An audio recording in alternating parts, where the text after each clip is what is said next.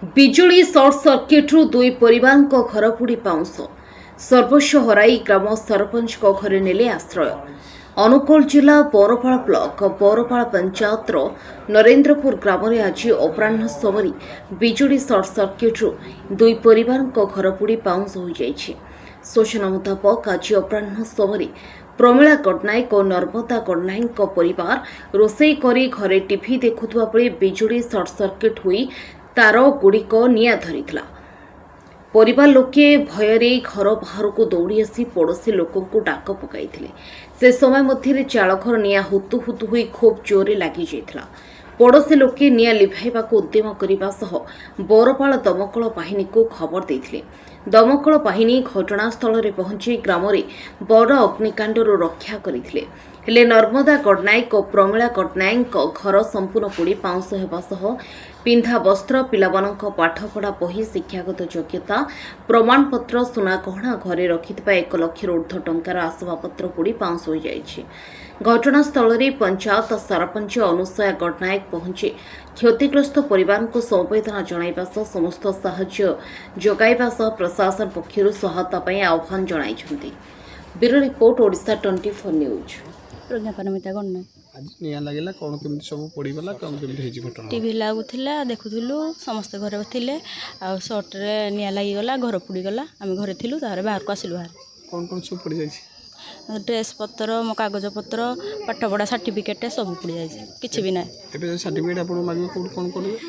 ପୋଡ଼ି ଯାଇଛି, ସରକାର ଯାହା ବୁଝିବେ। ଆଉ କେଉଁଥିରେ ପଢ଼ୁଛନ୍ତି ଆପଣ? +2 ସେକେଣ୍ଡ ଇୟର୍। ଏବେ କ'ଣ ଚାହୁଁଛନ୍ତି? ଚାହୁଁଛନ୍ତି ମୋ ପାଇଁ କିଛି ଡ୍ରେସ୍ ପତ୍ର ନାହିଁ, ପିନ୍ଧିବା ପାଇଁ କିଛି ବି ନାହିଁ। ଆଉ ସାର୍ଟିଫିକେଟ୍ ସବୁ ପୋଡ଼ିକି ପାଉଁଶ ହେଇଯାଇଛି। ନମସ୍କାର, ମୁଁ ବରପାଳ ସରପଞ୍ଚ ଅନୁସୟା ଗଡ଼ନାୟକ। ଆମ ଘର ପାଖରେ ସର୍ଟ ସର୍କିଟ୍ ଯୋଗୁଁ ନିଆଁ ଲାଗିଥିଲା। ଆମେ ତୁରନ୍ତ ଖବର ପାଇଲୁ। ଖବର ପାଇକି ପାଖକୁ ଆସିଲୁ, ନିଆଁ ଲିଭାଇବା ପାଇଁ ଚେଷ୍ଟା କଲୁ, କିନ୍ତୁ ହେଇପାରିଲେନି। ତେଣୁ ଆମେ ତୁରନ୍ତ ଦମକଳକୁ କଲ୍ କଲୁ। ସେ ଆସିଲେ, ତାଙ୍କ କାମ ସେ କଲେ, କିନ୍ତୁ ତାଙ୍କର ଆସବାବପତ୍ର ଏମିତି କିଛି ବି ତାଙ୍କ ପାଖରେ ନାହିଁ। ସବୁ ଜିନିଷ ପୋଡ଼ି ଯାଇଛି।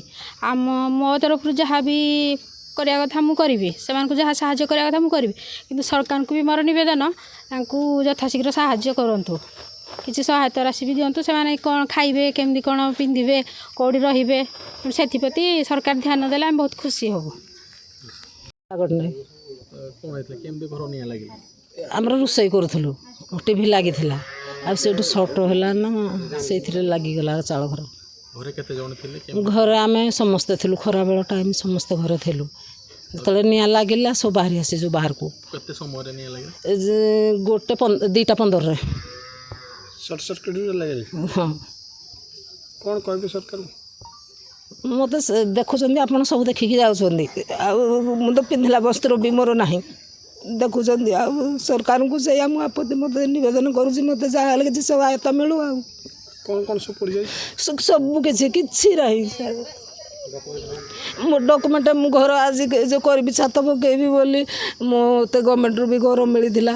ଆଉ ସେ ଟଙ୍କା ବି ଉଠେଇକିନା ପରଦିନ ମୁଁ ଆଣିଛି ଘର ଛାତ ପକାଇବି ବୋଲି, ହେଲେ ହେଇପାରିଲାନି, ସବୁ ଜଳି ପୋଡ଼ି ଗଲା। ଆଉ କେତେ ଟଙ୍କା ରଖିଥିଲେ? 70,000 ଟଙ୍କା ଥିଲା, କାନର 2-3 ହଳ ଥିଲା, ରୂପା ଥିଲା, ଏମିତି ସବୁ।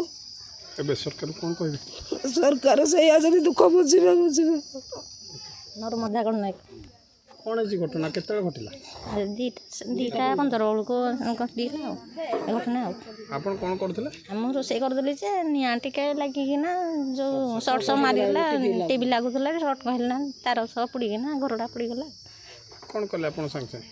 ମୁଁ ସବୁ ଛୁଆ ପିଲା ଘରେ ଥିଲେ, ସାଙ୍ଗେ ସାଙ୍ଗେ ତାଙ୍କମାନଙ୍କୁ କହିଲି ବାହାରକୁ ପଳେଇ ଆସ। ସେମାନେ ପଳେଇ ଆସିଲେ ଯେମିତି, ତାପରେ ସବୁ ଆଉ ବାହାର ସବୁ ଡାକିଦେଲୁ ଯେମିତି, ସମସ୍ତେ ଆସିକିନା ଘର ଦ୍ୱାର ସବୁ ନିଭାନୁଭି କରି ଆଣିକି ପାଣି ସବୁ ବାହାର କଲେ। ହେଲେ ତଥାପି ନିଭେଇ ପାରିଲେ ନାହିଁ, କିଛି କରିପାରିଲେନି। ଅଗ୍ନିଶମ ବିଭାଗ ଆସିଥିଲା? ଦମକଳ ଗାଡ଼ି ଆସିଥିଲା? ହଁ, ଦମକଳ ଗାଡ଼ି ଆସିଥିଲା। କ'ଣ କ'ଣ ସବୁ କ୍ଷତି ହେଇଛି? ସବୁ ଜିନିଷ ନଣ୍ଡା ନଙ୍ଗଳା ହେଇଯାଇଛି, କିଛିରୁ କିଛି ନାହିଁ। ଘର ସବୁ ଘର ଦ୍ୱାର ସବୁ କିଛିରୁ କିଛି ନାହିଁ। ଯାହା ଜିନିଷପାତି ଯାହା ବି ଥିଲା ସବୁ ନଣ୍ଡା ନଙ୍ଗଳା ହେଇକିନା ଯାଇଛି। ଏବେ ସରକାରକୁ କ'ଣ କହିବେ? ଦୁଃଖ ସରକାରକୁ କହୁଛି, ଯାହା ବି କହିବା କଥା ସରକାରକୁ କହୁଛି, ଆଉ ଯାହା କିଛି ହେଲେ ସାହାଯ୍ୟ କରିବା ପାଇଁ। ଆଉ